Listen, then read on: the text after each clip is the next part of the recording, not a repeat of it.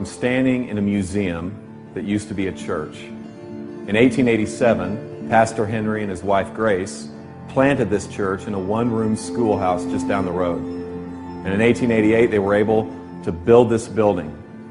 And they passed on their love for this community because of the gospel to a generation. And things were going really well. But 2 generations after this church was planted, it died. And you can see the pictures behind me of the faithful members of this congregation. And many of them lie in the graveyard behind the church.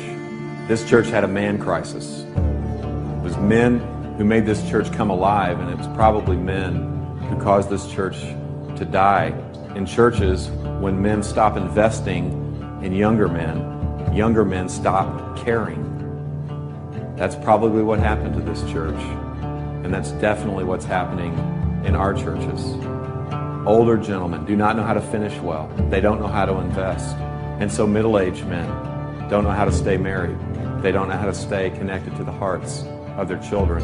And so younger men don't even want to be men. And so younger men are prolonging their adolescence. And they're doing this residentially. Guys in their 20s and early 30s, a third of them live with their parents.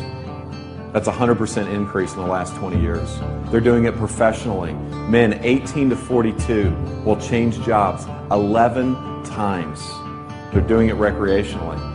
The average age of a video game user is 35 years old. And so when these men finally stop fondling the controller, they fondle themselves. Every second of every day, $3,000 is spent on pornography. Every second. We need better men, which means we need better pastors. We need pastors who are not boys, but are men. Pastors who are not trying to prolong their adolescence, but pastors who are trying to be the men that God has called them to be. They are qualified men in their character. They are called men to serve God's church. They are determined men. They are dependent men. They are tough men. They're able to take a punch. They're able to handle circumstances. They're tender men. They're able to love their wives and love their kids and to teach their church to love their community. Tragically, the last time the gospel was preached from this pulpit to this church was 1957. 3,000 to 4,000 churches this year will close just like this church. Why? Because the story and the glory of the church becomes bigger than the story and glory of God. See, the men and women who planted this church, they actually believe this stuff. They actually believe that Jesus lived a perfect life, that he died a brutal death, and that he rose again, triumphing over sin and death. They believed it. And because they believed it happened, they believed it had implications on their life, that their sin could be forgiven, that they could have a new identity, and that they could be sent on mission with this God who is on mission.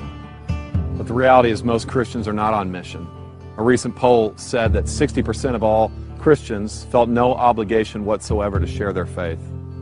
Now, the temptation for us pastors is to beat the sheep with a stat like that in our sermons. But here's the reality, guys. They're simply imitating and following our example.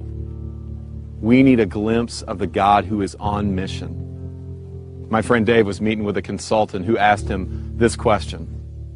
Dave, why do I have a bigger dream for your church and your city than you do? And I don't know about you, but I don't want anyone to have a bigger dream for my church and my city than me.